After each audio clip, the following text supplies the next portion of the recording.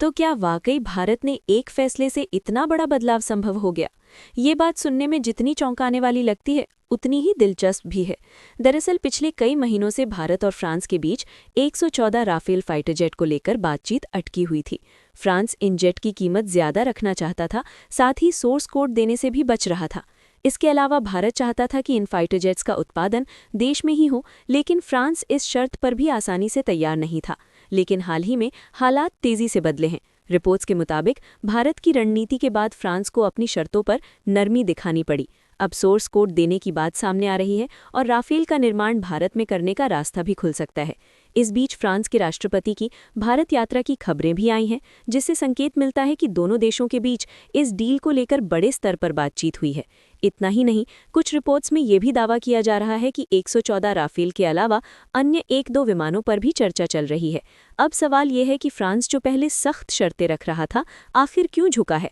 क्या भारत की रणनीति ने फ्रांस को मजबूर कर दिया? और अगर ये सभी जेट्स मिलते हैं तो भारतीय वायुसेना की ताकत कितनी बढ़ जाएगी? इन सभी सवालों के जवाब हम इस वीडियो में विस्तार से समझेंगे। लेकिन उससे पहले अगर आप वीडियो देख ही रहे हो तो बस 1 सेकंड निकालकर लाइक बटन दबा दो और चैनल को सब्सक्राइब कर लो। आपके लिए 1 सेकंड होगा, लेकिन हमारे लिए बहुत बड़ी मदद है।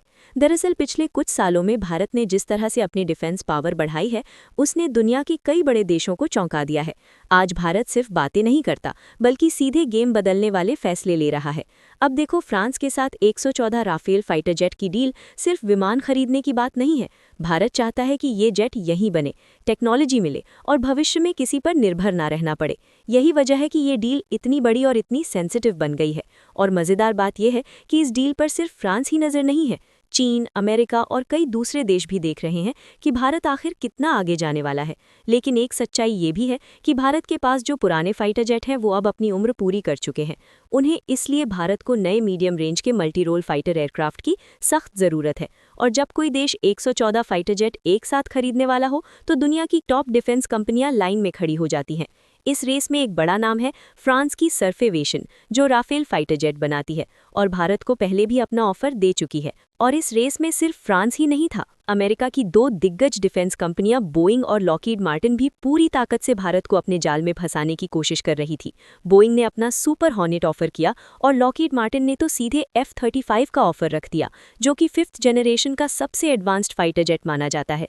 वहीं रूस बार बार अपने सुखोई फाइटर जेट का प्रस्ताव दे रहा था और कह रहा था कि भारत को हर तरह का टेक्नोलॉजी इंटीग्रेशन मिलेगा। लेकिन सबसे बड़ा ट्विस्ट यहीं आया। भारत ने अमेरिका और रूस दोनों को छोड़कर फ्रांस को चुना, और जैसे ही फ्रांस को लगा कि भारत को राफेल की ज़रूरत है, दसाउट कंपनी ने इसे भारत की मजबूरी समझ लिया और कीमत बढ़ाने की कोशिश की। शुरुआत में फ्रांस ने ज़्यादा पैसा मांगना शुरू किया, लेकिन आखिरकार भारत ने करीब $40 बिलियन की डील को मंजूरी दी। अब जरा कैलकुलेशन समझो। 114 फाइटर जेट यानी एक जेट की कीमत करीब 2800 से 3000 करोड़ रुपए बैठती है।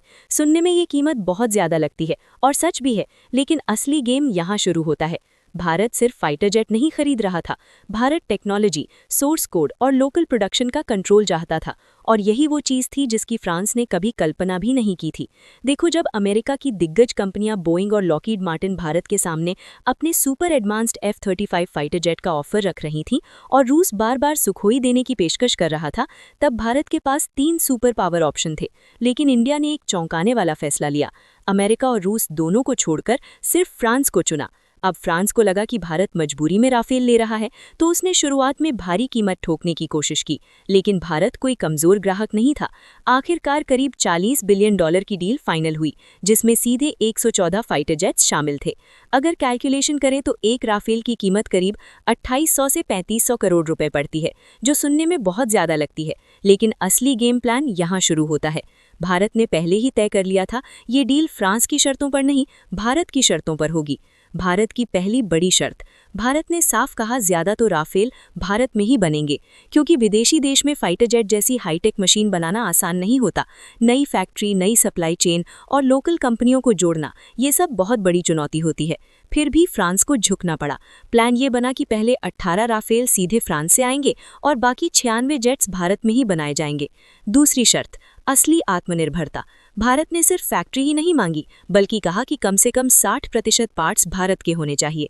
मतलब इंजन, एवियोनिक्स, स्ट्रक्चर, जितना संभव हो सब देश के अंदर बनेगा। फ्रांस इस पर भी तैयार हो गया कि जो पार्ट भारत में बन सकते हैं वही इस्तेमाल होंगे। तीसरी और सबसे खतरनाक शर्त, भारत का असली टारगेट था मेंटेनेंस में आत्मनिर्भरता। मतलब अगर कल राफेल में कोई दिक्कत आए तो हर बार फ्रांस से टेक्नीशियन बुलाने की जरूरत ना पड़े। इसलिए भारत ने अपनी कंपनियों को प्रोजेक्ट में शामिल करवाया ताकि रिपेयरिंग, अपग्रेड और सर्विसिंग सब देश के अंदर हो सके।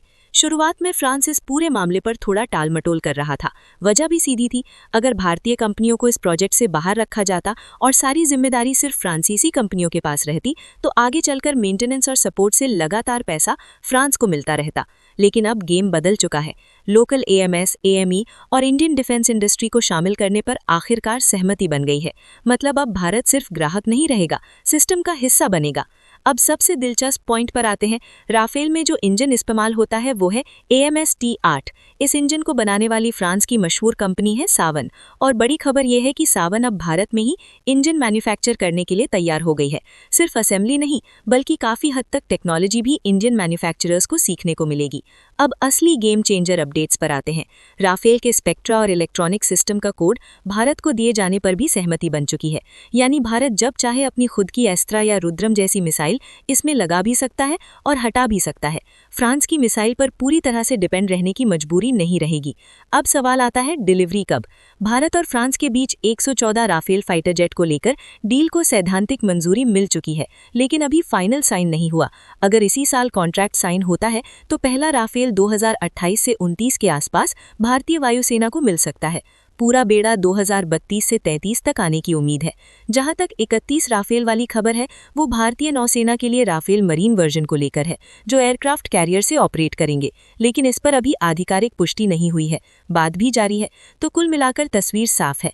114 राफेल वायुसेना के लिए आगे बढ़ चुके हैं और 31 मरीन राफेल पर मंथन चल रहा है। अब सवाल आपसे, इतनी सारी शर्तें मनवाने के बाद क्या भारत को तुरंत कॉन्ट्रैक्ट साइन कर लेना चाहिए या फिर फ्रांस से थोड़ा और स्ट्रेटेजिक फायदा निकालना बाकी है? कमेंट में अपनी राय जरूर बताइए। और दोस्तों, ये थी आज की बड़ी खबर जो काफ़ी रिसर्च और मेहनत के बाद हमने आपके सामने रखी है। तो अगर आप हमारी मेहनत को सपोर्ट करना चाहो तो वीडियो को लाइक और चैनल को सब्सक्राइब करके अपने दोस्तों से शेयर करें ताकि उन्हें भी ये जानकारी मिल सके। जय श्री राम।